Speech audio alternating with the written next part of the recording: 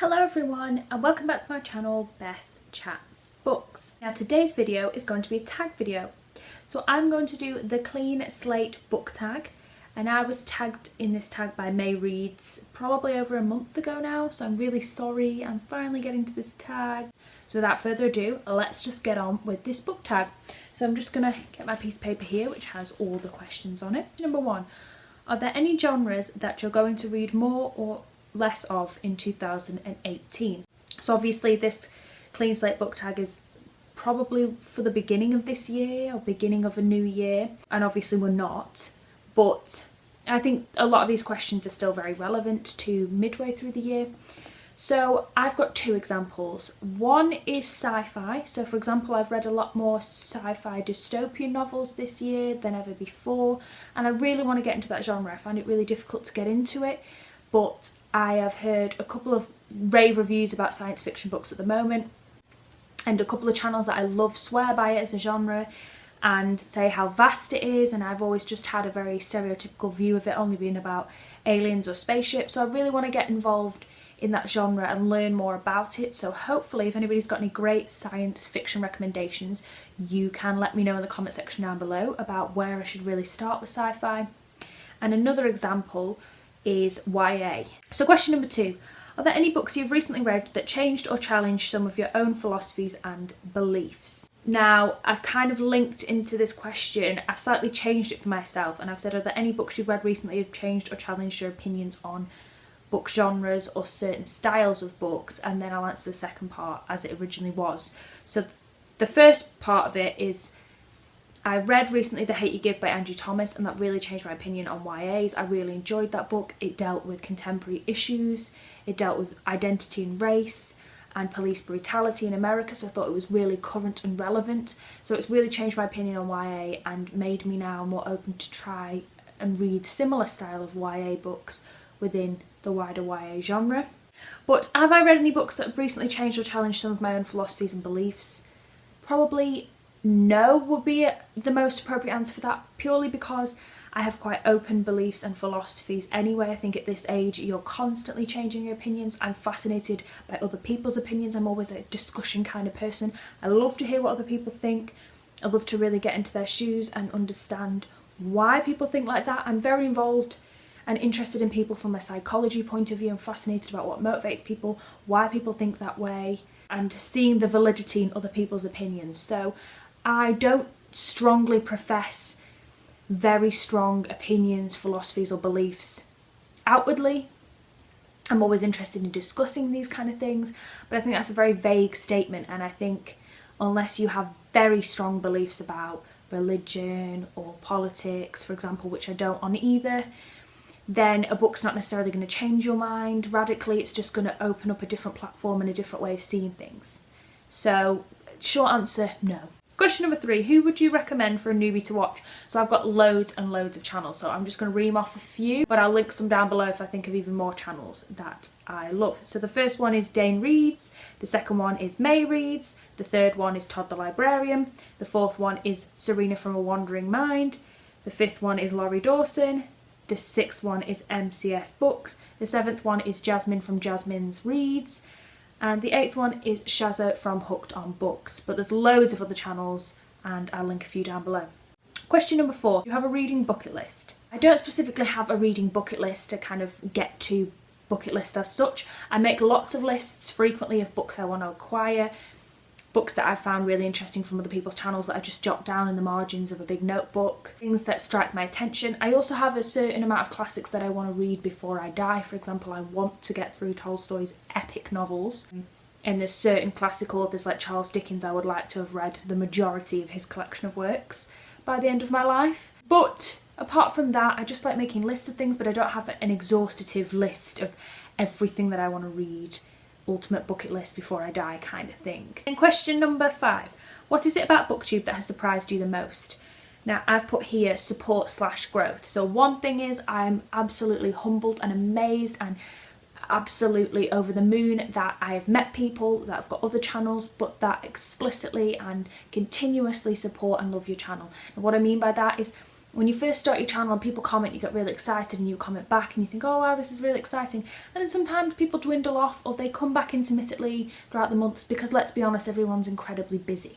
That is life. I try my hardest to comment on other people's channels, to get involved, to keep up with what they're doing, but it is just so hard when your subscription feed is so big and there's so many people and you want to spread that love and it becomes a little bit thin on the ground. So I completely understand. But what I find so humbling and amazing is when you get a real connection with another booktuber and they comment on every single video. They message you on Twitter. They ask about how your life is doing, they're fully engaged and they keep coming back, and you do the same thing and you actually see the development of a friendship as opposed to the development of a kind of back and forth every now and again.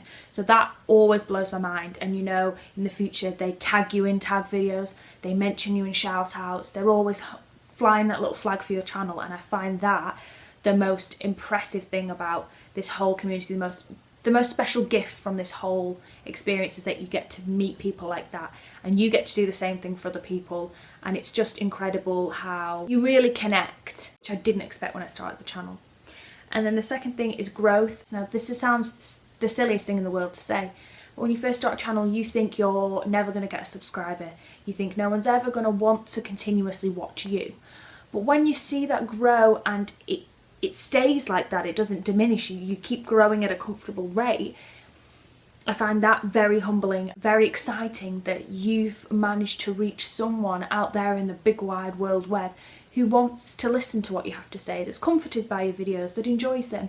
And that is incredible, because when you first start you don't know anybody in this community, you haven't got a place, and there is always that fear that you'll never just forge out a place for yourself in that community, but it's incredible that it happens. So they're the two things that I love the most. And then number 6, what are some of your goals? So I've got a couple here. I've said keep growing. Obviously every channel will say that. I just want to keep growing from strength to strength. I want to build something substantial that I'm proud of. And you know, I have a few little lingering targets that I want to get to before June, because June is my 1-year anniversary on BookTube. However, I'm just not going to stress too much about that because it's fast approaching.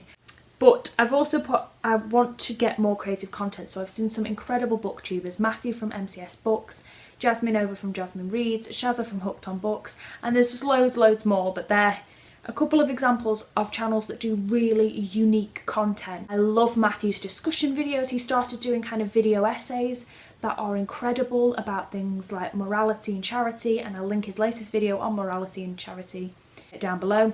And Jasmine does a recommendation, so 5 books that she would recommend for select genres. Shazza always does some really interesting and fun things about how to pick out her latest TBR reads.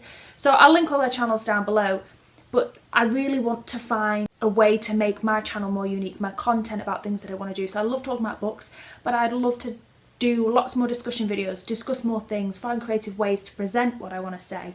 And at the moment, I still feel like I'm getting to grips with how the whole platform works, so I am consistently doing TBRs and wrap-ups, which I'm very happy about, and things are still consistently ticking over on my channel, but I just want to find my own little creative bubble and tap into that and find out how to make that a little bit more. So that's goals for the foreseeable future for this channel. Number 7, if you could meet anyone dead or alive, any writer or artist or musician, who would they be? So I just picked writers just purely because if I started thinking about musicians, I'll get all kind of bogged down in all kinds of craziness. So I just said for one dead, I would like to meet Shakespeare, because there's so much ambiguity about who that person is, what his works were, who he was, and it would just be very fascinating to tap into the brain of someone who's written so much great literature, great plays that are still being used today, that are still being adored and relevant today. I just like to kind of tap his brain, ask a few questions, figure out, you know, where this all came from. And then someone who's alive, I've just put Jeffrey Eugenides, because I love the Virgin Suicides, and he's somebody I just need to tap his little brain and figure out a little bit more about where his writing came from and where his inspiration for that book came from. I just basically want to have a chat with him for an hour with a cup of tea, just specifically about that book. So there's my choices. And then number 8, would you rather have your life written by your favourite author or be portrayed in a movie by your favourite actor/actress? So I just put written by an author, because I think writing a book, you allow more depth of a character. I feel like you could do more justice to a character in a book than in a film. I would not like to be particularly Hollywoodized because I don't think that is reality. I think my life is pretty mundane and boring and would fit more within the pages of a novel than in an exciting Hollywood film. But I've just put written by an author because I don't actually have a favourite author.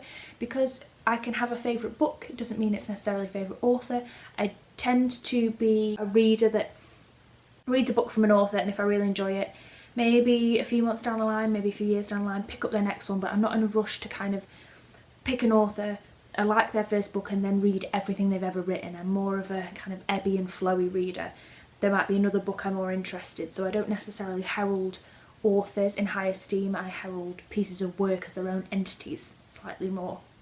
So I'm just going to say that. And then number 9, what are some of the challenges you've had to overcome or would still like to improve upon in regards to your channel?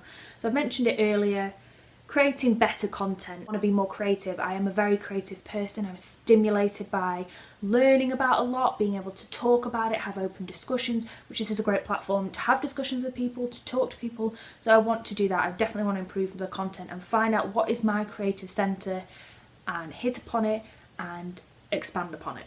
And then I've also put connections. I find it very difficult to keep connected with channels, but also to learn about new channels. I am always flabbergasted when Michael over at Catalyst Reads, who's amazing, I'll link his channel down below, every single Sunday he comes out with a new Sunday shout out for new and up and coming booktubers, and he finds these channels that have only got 50 subscribers, maybe 1,000 subscribers, 200 subscribers. He finds them, and it blows my mind where he finds them and how frequently he manages to find them, because I find it quite difficult to find new channels. So if you're a new channel and you're watching me, or you just want somebody to come and check out your channel, just please link it down below in the comments and I'll come and check it out, because that's what I want to do. I want to be like him. There's also Lisa from West Coast Reads, I think that's right, sorry Lisa, but I'll link her down below. She always does frequent shout outs as well, and I want to be like these channels. I want to be able to do my share and shout out new and upcoming channels, but I just can't find them half the time, and I want to be able to reach out and expand and help grow other people's channels as well. So I definitely want to do that. Then number 10, what advice would you give to someone that's thinking about deleting their BookTube channel? Now I would just say, first and foremost, please don't. And the reason I say please don't is because I think what's great about BookTube is the rate that it's expanding, and there is enough room for everyone. I truly believe that, and I believe that if there's something different about you, we need to have representations of the big wider world within this community. We need diversity. We need people who have different opinions. We need the kind of introverted reader, and we need the extroverted personalities. We need a whole spectrum. And I think that I've never come across a channel in my whole life that I couldn't get something out of, that I couldn't enjoy. I haven't found many channels that I find tedious. Even ones that I prefer slightly to others. I don't think that there's such a thing as bad or good content. What is one person's bad channel is another person's fantastic and great channel. Different kinds of readers who read different kind of things, and there's so much space for you. I think BookTube is such a good thing. It teaches you so many skills of how to be approachable, how to interact with people, how to build connections, how to work on your content creation, your video creation, and your editing and all these kind of things. So I don't think there's enough negatives to outweigh the positives in terms of doing this. I think it's great for somebody's confidence, and I would say to somebody, just please give it another go. I definitely think you'll gain so much long term from this. Question number 11, who do you tag? So I don't know who's done this tag. I'm just going to tag anybody that wants to do this tag. I tag you.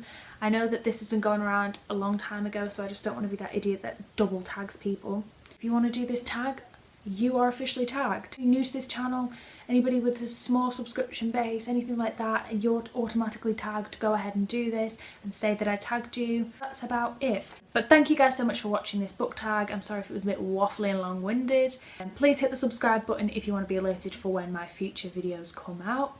And I'll see you very soon with a brand new video. Bye.